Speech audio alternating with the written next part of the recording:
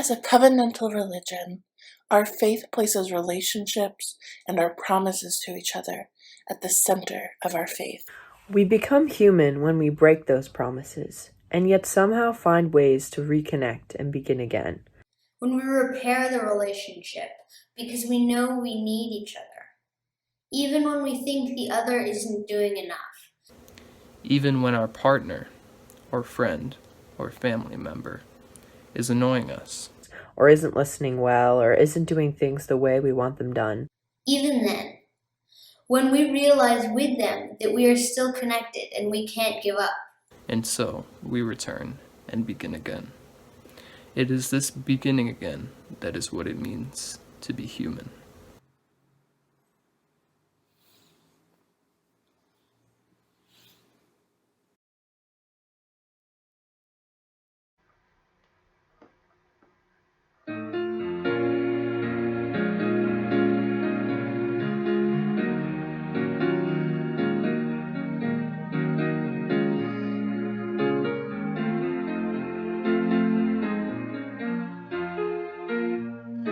We are building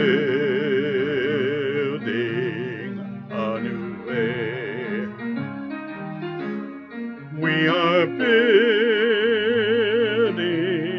a new way. We are building a new way, feeling stronger every day. We are building a new way. We are working to be free. We are working to be free. We are working to be free. Hate and greed and jealousy. We are working to be free. We can feed our every need. We can feed our every need. We can feed our every need. Start with love, that is the seed. We can feed our every need. Peace and freedom is our cry. Peace and freedom is our cry. Peace and freedom is our cry. Without these, this world will die. Peace and freedom is our cry.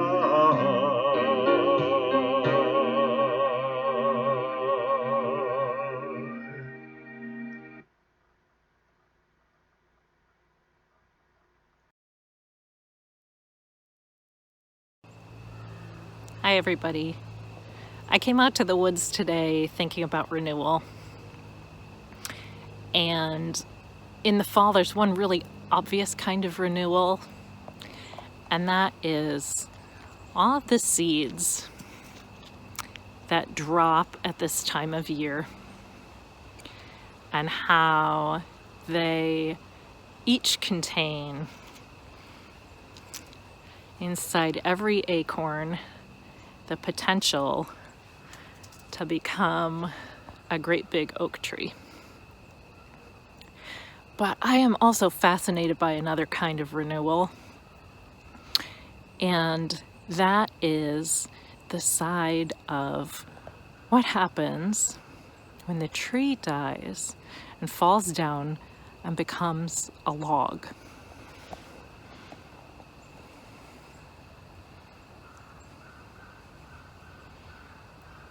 You can see this log I'm sitting on is starting to be covered with mosses. And mosses and lichens and mushrooms all come and grow on the old wood and digest it and break it down and return it to soil. They renew the trunk of the tree and make it into something that can allow one of these seeds to grow again.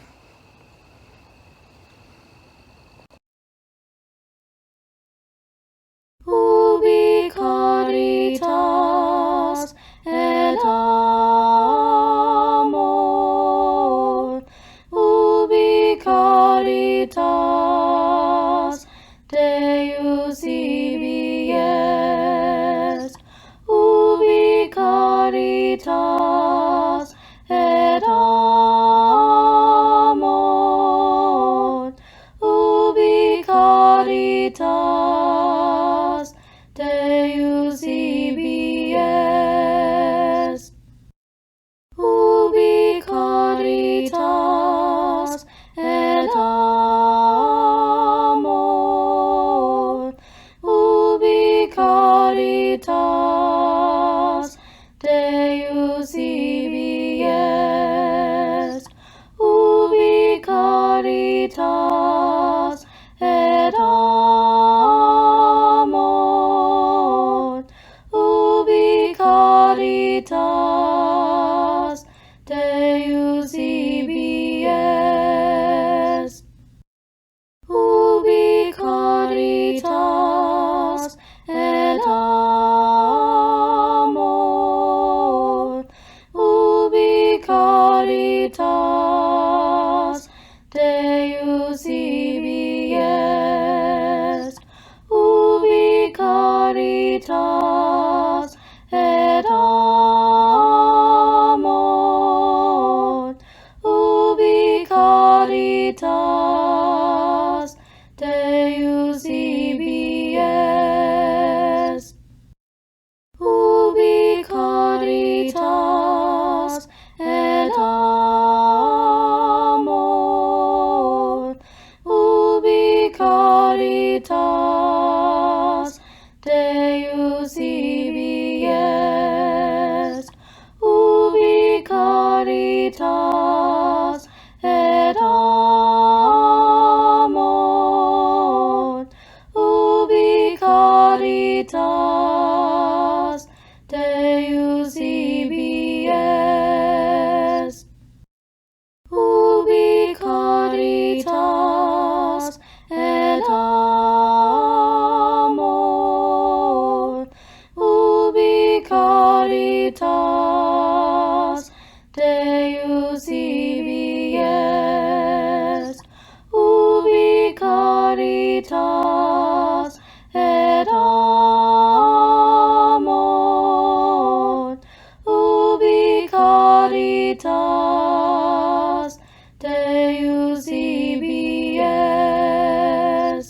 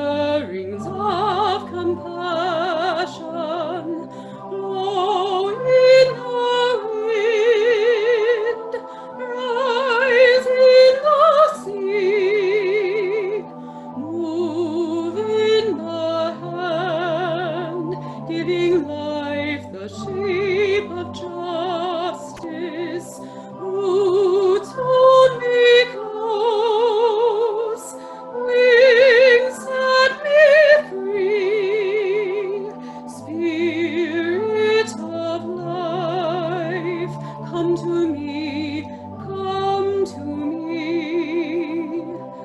Fuente de amor, ven hacia mí y al corazón cántale tu compasión.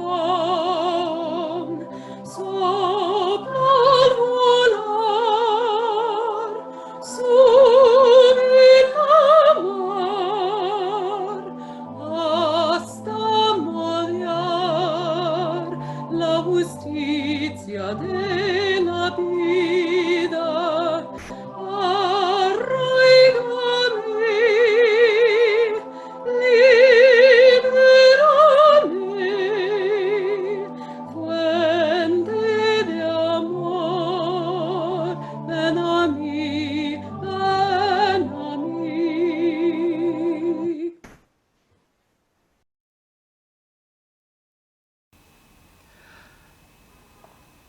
I started this week with a good deal of hope and anticipation. I've been trying to figure out my home workspace since moving to Arlington. It's the first time I've had a dedicated space in my home for work, and I had no idea I would be so finicky about it. Ergonomics, lighting, sound, temperature. I had no idea that all of these things were important to me as I work, or even that they could be. Because I build my work life around my writing, and because I've learned to write pretty much anywhere under any circumstances, I just took it for granted that wherever I had space, I could write. So this week, I sat in great anticipation of a new office chair and desk that were just right. Of course, the week also began with the very sad news of Justice Ruth Bader Ginsburg's death. And that immediately got worse as our partisan politics went into overdrive, creating yet another crisis of confidence for the American people. Replace or don't replace her before the election. Just how conservative will that replacement be? Who will suffer most with a pick by our current president, Mitch McConnell? I keep thinking how deeply unspiritual this wrangling feels in such close proximity to her death. I also consider how ironic it is that the replacement for Ginsburg, whose faith made her one of only 8 Jewish justices out of a total 114, will be hearing several cases that are driven by conservative Christian religious liberty advocates. Regardless of the politics, it is all too soon. My furniture was set to arrive on Thursday. Unfortunately, Wednesday happened first. The news of no charges against the officers who killed Breonna Taylor wasn't surprising considering the general shape of laws around policing in this country, but it seemed to land in a place in my heart that was particularly raw.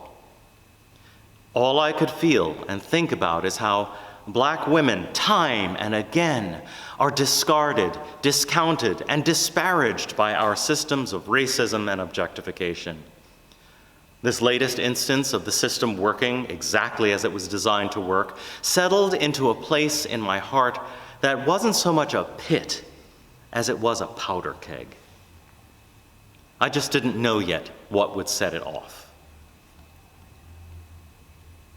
And then later that night, I received the devastating news of a beloved colleague, friend, and inspiration dying suddenly during what was supposed to be a routine medical procedure. Elandria Williams, former co-moderator of the UUA, died on Wednesday. I'm including information in the links below about E's life and E's work. Honestly, it's too raw for me to speak about at length in this setting. Elandria is someone that I loved, someone who was a regular visitor to this community when E was in town for UUA business. E was a beacon of hope, and E's loss is irreplaceable. Elandria Williams.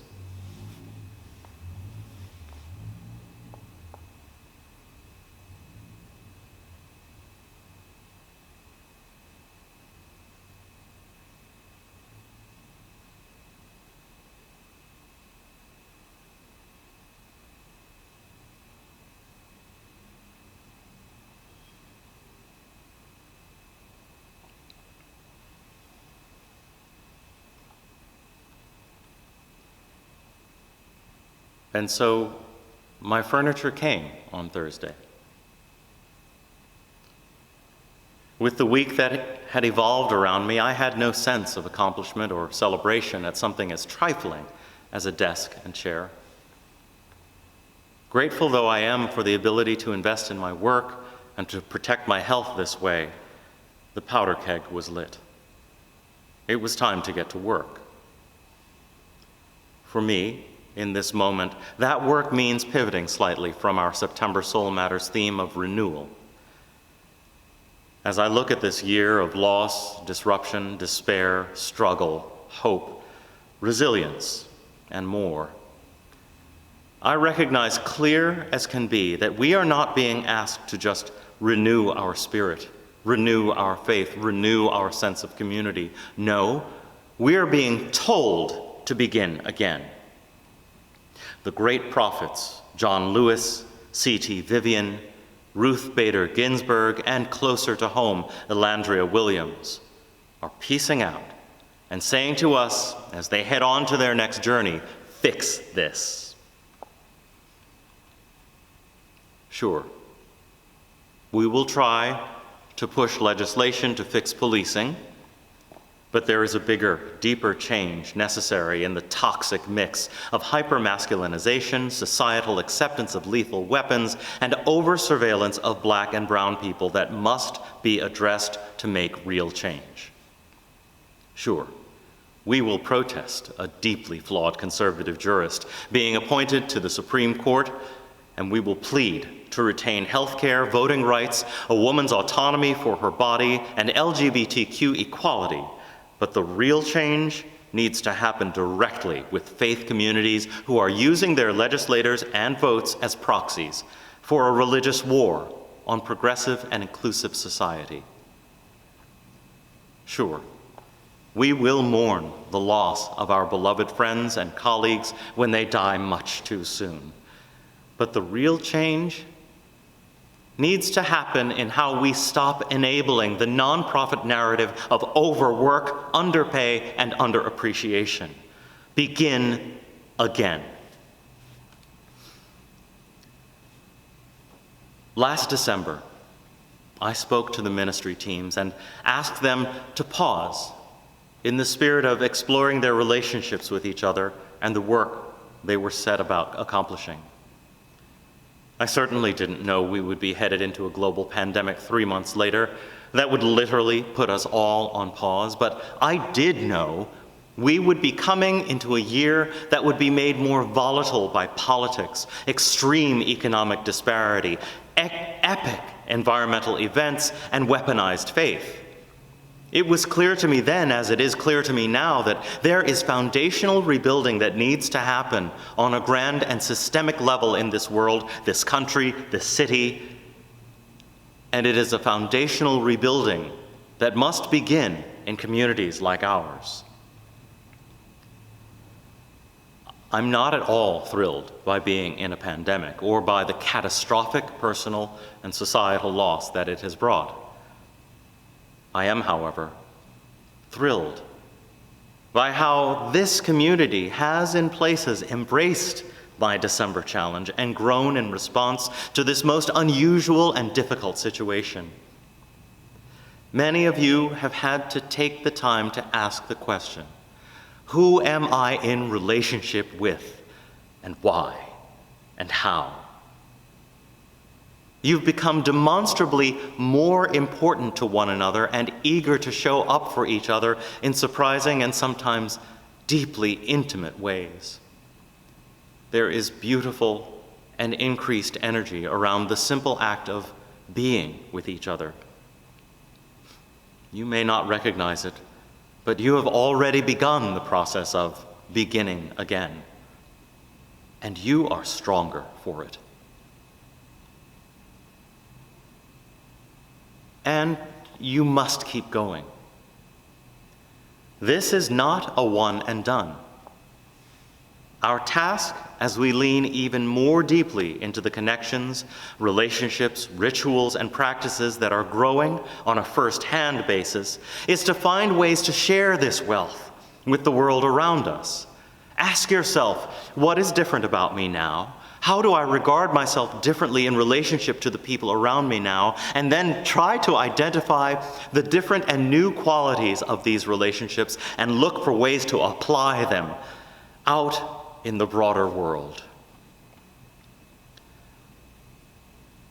Part of my work involves challenging and interpreting Unitarian Universalist faith and sharing that interpretation with you through messages like this and through my work, keeping First Parish plugged into the broader community. I, along with several other folks in the denomination, are eager to see our 7 principles evolve with our diversity and our presence in the world. I'm finding that despite the beautiful sentiment of what the 7 principles say, when I have to respond to veiled racism from community leaders or offer insight from what I learn from our relationship with Y-to-Y leaders and residents, or when I have to bear witness to the complexity of our local law enforcement leadership, who is both Black and police, I need more. I'm being inspired to ask for more by seeing you all grow and evolve in your relationships with each other. When I watch your response to a call for move-in items for youth in the shelter, when you cultivate organic conversations about race and your role in the systems that perpetuate racism between the ministry teams or neighbors, when our racial equity team actively and spontaneously embraces the process of leading this congregation to support an 8th principle, it inspires me to keep pushing on a broader level. This is the skin in the game that I have been encouraging you to find. Knowing that you are taking that challenge gives me the confidence to keep pushing you and pushing the leaders of our faith. What you are demonstrating in community through connection, relationship, ritual, and practice tells me it is time to begin again. There is so much tragedy. There is so much loss to face, both physical and political. There is unparalleled grief. And I want to remind you from a message I shared earlier this year that this is not an either or, but a both and. For all of the sorrow lives intertwined with great hope and promise, joy and growth. While a plant is breaking down after it dies, the new growth is already springing to life on a cellular level. We take the time to mourn the loss. At the same time, we open ourselves to new ways of being and a new day. It is in our very DNA to always begin again. Begin again. Begin again. Begin again. May it be so.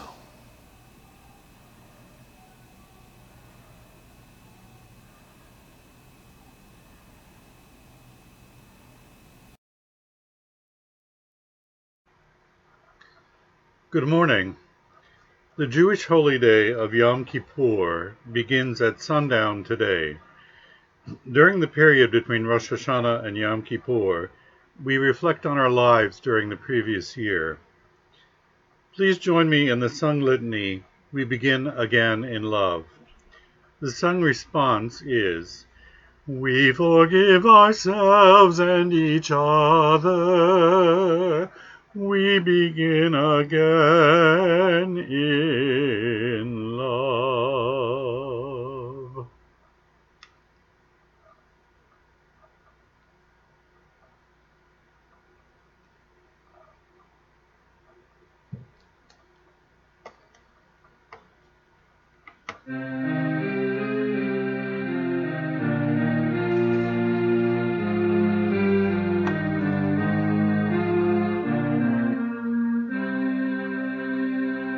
for remaining silent when a single voice would have made a difference. We forgive ourselves and each other. We begin again in love. For each time that our fears have made us rigid and inaccessible, we forgive ourselves and each other. We begin again in love. For each time we have struck out in anger without just cause, we forgive ourselves and each other. We begin again in love. For each time that our greed has blinded us to the needs of others, we forgive ourselves and each other. We begin again in love. For the selfishness that set us apart and alone, we forgive ourselves and each other. We begin again in love. For falling short of the admonitions of the Spirit, we forgive ourselves and each other. We begin again in love. For losing sight of our unity, we forgive ourselves and each other. We begin again in love. For those and for so many acts, both evident and subtle, which have fueled the illusion of separateness, we forgive ourselves and each other. We begin again